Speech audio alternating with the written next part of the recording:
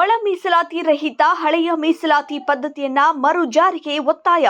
ಒಳ ಮೀಸಲಾತಿ ಕುರಿತು ಉಂಟಾಗಿರುವ ಗೊಂದಲಗಳು, ಸಮಸ್ಯೆಗಳು ಹಾಗೂ ನ್ಯಾಯಾಲಯದ ಅಡೆತಡೆಗಳು ನಿವಾರಣೆಯಾಗುವವರೆಗೆ ಒಳ ಮೀಸಲಾತಿ ರಹಿತ ಹಳೆಯ ಮೀಸಲಾತಿ ಪದ್ಧತಿಯನ್ನ ಮರು ಜಾರಿಗೆ ತಂದು ನೇಮಕಾತಿ ಹಾಗೂ ಶಿಕ್ಷಣ ಕ್ಷೇತ್ರಕ್ಕೆ ತೊಂದರೆಯಾಗದಂತೆ ಸೂಕ್ತ ಆದೇಶ ಹೊರಡಿಸುವಂತೆ ಆಗ್ರಹಿಸಿ ಛಲವಾದಿ ಮಹಾಸಭಾದ ಪದಾಧಿಕಾರಿಗಳು ತಹಶೀಲ್ದಾರ್ ಮೂಲಕ ರಾಜ್ಯಪಾಲರಿಗೆ ಮನವಿ ಮಾಡಲಾಯಿತು.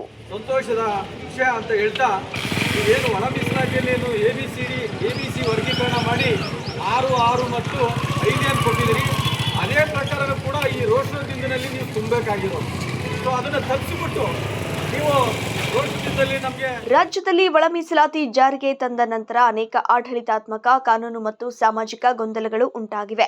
ಕೆಪಿಎಸ್ಸಿ ಮೂಲಕ ನಡೆಯುವ ಗೆಜೆಟೆಡ್ ಪ್ರೊಬೇಷನರಿ ನೇಮಕಾತಿಗೆ ಸಂಬಂಧಿಸಿದಂತೆ 17% ಮೀಸಲಾತಿ ಕುರಿತು ತೀರ್ಪು ಹಾಗೂ ಮಾನ್ಯ ಉಚ್ಚ ನ್ಯಾಯಾಲಯದ ತಡೆಯಾಜ್ಞೆಗಳ ಹಿನ್ನೆಲೆ ನೇಮಕಾತಿ ಪ್ರಕ್ರಿಯೆಗಳು ವಿಳಂಬವಾಗುತ್ತಿದ್ದು, ಸಾವಿರಾರು ವಿದ್ಯಾರ್ಥಿಗಳು ಹಾಗೂ ಉದ್ಯೋಗಾಕಾಂಕ್ಷಿಗಳು ಸಂಕಷ್ಟಕ್ಕೆ ಸಿಲುಕುತ್ತಿದ್ದಾರೆ.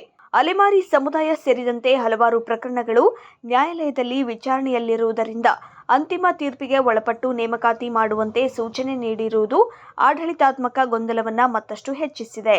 ಇದಲ್ಲದೆ ಪರಿಶಿಷ್ಟ ಜಾತಿಯನ್ನ ಪ್ರವರ್ಗ ಎಬಿಸಿ ಎಂದು ವರ್ಗೀಕರಿಸಿ ಜಾತಿ ಪ್ರಮಾಣ ಪತ್ರ ವಿತರಿಸುವ ಕ್ರಮದಿಂದ ವಿದ್ಯಾರ್ಥಿಗಳು ಹಾಗೂ ಉದ್ಯೋಗಾರ್ಥಿಗಳು ಅನಗತ್ಯ ತೊಂದರೆ ಅನುಭವಿಸುತ್ತಿದ್ದಾರೆ.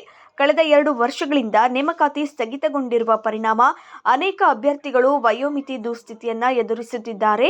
ಕೂಡಲೇ ರಾಜ್ಯ ಸರ್ಕಾರವು ತುರ್ತಾಗಿ ಸೂಕ್ತ ಆದೇಶ ಹೊರಡಿಸಿ ಪರಿಶಿಷ್ಟ ಜಾತಿಯ ವಿದ್ಯಾರ್ಥಿಗಳು, ಉದ್ಯೋಗಾಕಾಂಕ್ಷಿಗಳು ಮತ್ತು ಸಮುದಾಯದ ಹಿತಾಸಕ್ತಿಯನ್ನ ಕಾಪಾಡಬೇಕೆಂದು ಒತ್ತಾಯಿಸಿದರು.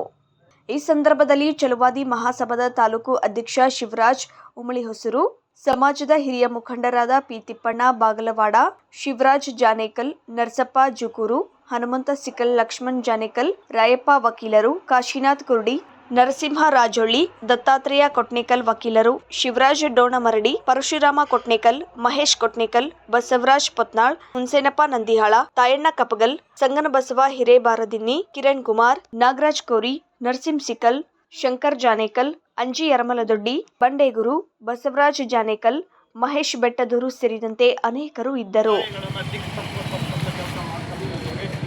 ಈಗೂ ಕೂಡ ನಾವು ಕನಸನ್ನು ಕಂಡಿದ್ದೀವಿ. ನಿಜವಾಗಲೂ ಸಮಾನತೆ ಕೊಟ್ಟು ಎಲ್ಲರಿಗೆ ನಮ್ಮದೊಂದು ನ್ಯಾಯ ಕೊಡ್ತಾರೆ.